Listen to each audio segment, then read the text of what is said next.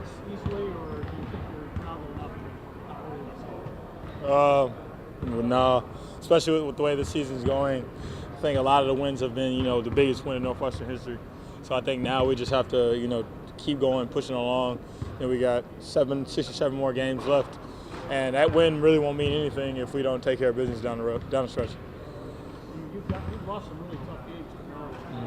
Yeah. Do you feel like it's a payback? Is it like to finally win one? Definitely. Every time we play them, it feels like we're trying to make it up for the buzzer beater Des Wells made, or the and one Diamond Stone got last year.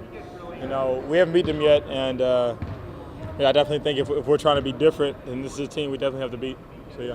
How good is it when you hear in the media people say, that's the game that clinches it for you? Yeah. With as much games as you have left, Yeah. to kind of your eyes. Yeah, definitely, we hear a lot of people saying, well, their ticket is punched, and, all these brackets are coming out with us in it. And, that's all great, and it, gives us confidence that, we're playing the right brand of basketball right now, but we still got so many more games of that. I feel as though if we lost some of these games down the stretch, then that ticket that's punched could be just as easily unpunched, and we could just as easily be at NIT or just like another one of these Northwestern teams that were so close but then got bounced out. So I think, with all this praise we're getting, we have to be realistic with ourselves and say, we got to take care of business, or none of this is really going to be reality. The game at Purdue, you didn't make a shot and then missed your first 4 or 5 at Wisconsin. What kind of mentality does it take to not feel like, oh, here we go again? I definitely didn't feel like, oh, here we go again. I had a good game against Illinois, even though it was a tough loss. But, I think Purdue did a good job of taking me out of that game. They denied me, which was the first time I've seen that, this year. But I'm pretty confident in my offensive ability. I'm not, ever like, oh, here we go again. I'm never going to stop shooting. I think Deion Waiters said a quote, he'd rather go 0 for 9 or over 30 rather than 0 for 9, because if you go 0 for 9, that means you lost confidence in yourself.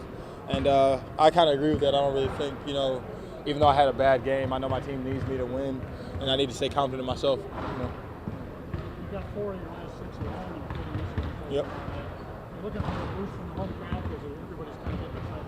Oh, yeah, definitely. I think, like in previous interviews I've said, this is definitely a home court advantage now.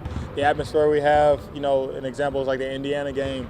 I've never heard a Northwestern crowd boo an opposing team when they've come in through the tunnel.